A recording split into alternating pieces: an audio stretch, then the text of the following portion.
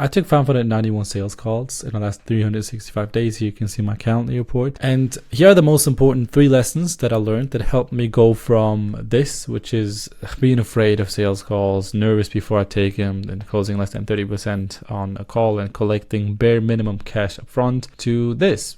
A absolute unit. Enjoying sales calls, honestly, just enjoying calls, seeing the call on my calendar, being happy about it, having a 77% close rate. I'm not joking, I'm not kidding. It is what my close rate is on for this year to date, and collecting over 500,000. Okay, 521,000 euros. I don't know, probably like 580,000 or something dollars. Okay, and the first thing I learned is to shift your mindset. Look, if you think sales is a way to make money for your business, which most people will probably think, and you only associate it with more revenue, then you're wrong. I learned to see sales in a different way over the last year, and it took all the pressure off, and I was able to close people and sales and deals so much more easily. I personally now see sales as a way to help people find the right solution and make the best decision for themselves. So if you genuinely just want the best for the person that's sitting on the other end of the call, they will feel that. And if you then genuinely believe in your offer and think that it is the best solution for them, then they will feel that as well.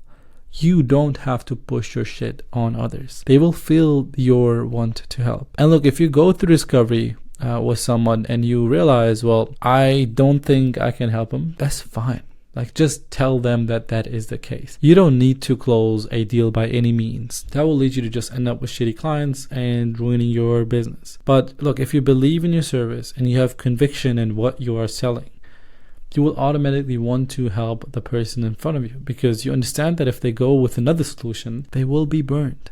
Okay, and they'll have a much worse experience. So the first thing I learned is sales is the way to help people. And if you don't have enough conviction in what you're selling, if you don't think that is the best thing that people can get to help them in their current situation, then fix that first. Okay, you need to have conviction in what you're selling.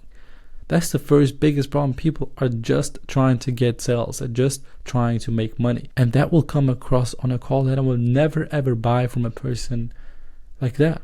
Because why the fuck would I? The second lesson I learned is to never be needy. Look, think about it. You're on a call with somebody, okay, and for some reason they try to really close you. Like they it's just like a weird feeling. Like you almost feel kind of pressured, and you're like, what the fuck is going on? Isn't this guy that's grabbing me by the waist, trying to pull the fucking money out of me, isn't this guy the expert? Isn't this the guy who's supposed to help me make more money or my business grow? Why the fuck does he need mine? Why is he excited about the payment? What the fuck is going on? Look, if you come across as needy, and I get that sometimes you might end up in a position in life where you genuinely just need it.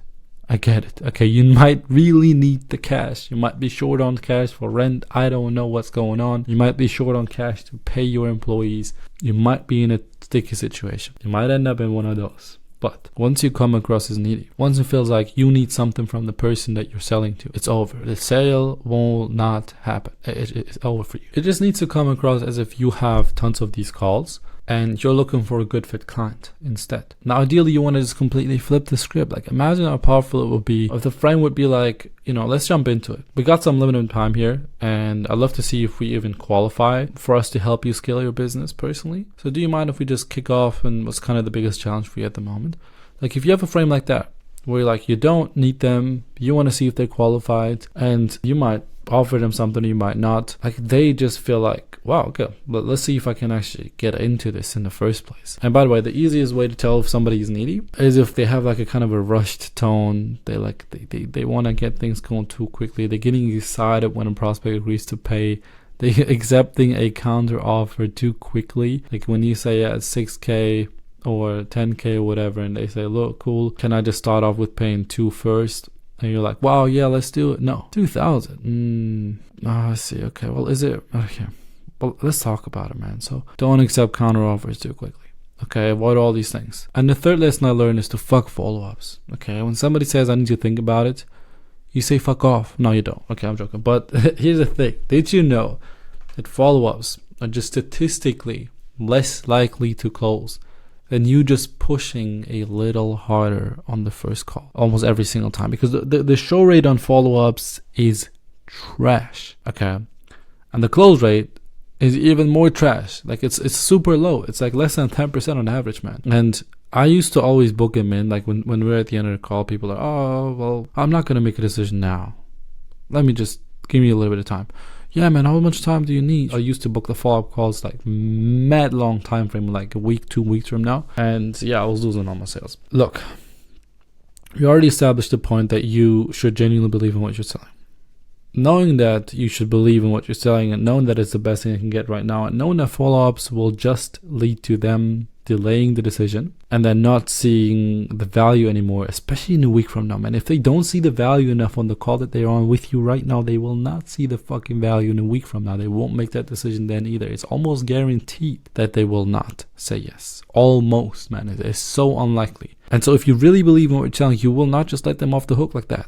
Okay, you will actually handle their objections. You will help them make the best decision for themselves. And you will actually handle their objection. Like, what is it they want to, like, what makes them want to think about? Do they not trust you enough? Do they feel like this solution might not help them? Do they not really see the cost of inaction right now? Do they feel like they're okay if they don't do anything? You know, is there somebody else that they want to talk to? What is it? You'll figure it out. You handle the objection, and we can do a full video on objection handling if you want to, because objection handling is an art form in itself. But don't book follow-ups, man. Like, fuck them follow-ups. Like, push on the call, lose a deal, that's fine. But don't do follow-up calls unless there's a handful of situations where it makes sense to book follow-up calls. There's a couple ones, you know, with like business partners, but even then, you never want to drop the investment. Like, there's a couple points where follow-ups do make sense, and where 2-call close does make sense. But even when you do 2-call close, you should never drop the price on the first call. Never. Okay, and there needs to be a very good reason for you to have 2-call calls. So if you drop the price on the first call, you might as well just fuck it off and not book the follow-up call, because it won't lead to nothing anyway. But those are like the 3 key things. If you implement these things, you actually think about sales in this kind of a way, that will already make a huge difference in how people perceive you on a call and how much you are able to sell. If you don't come across as needy, even if you might be in a position where you need the cash, and if you just don't do follow-up, but do your job and handle the fucking objections you get on the call, you will close so much more than you're currently closing. And if you don't believe in your offer enough to have the conviction that we talked about, then go back and fix your offer. I have so many videos on that. Go watch one of those. And if you want to see more sales videos, drop in the comments. Let me know what you want. You want objection handling videos? You want my actual sales script? You want live call reviews? What do you want? Tell me. I'll give it to you. You just have to let me know in the comments. All right. If you have any more questions, DM me on Instagram. I hope this was valuable. I'll see you in the next one. Take care, guys. Bye-bye.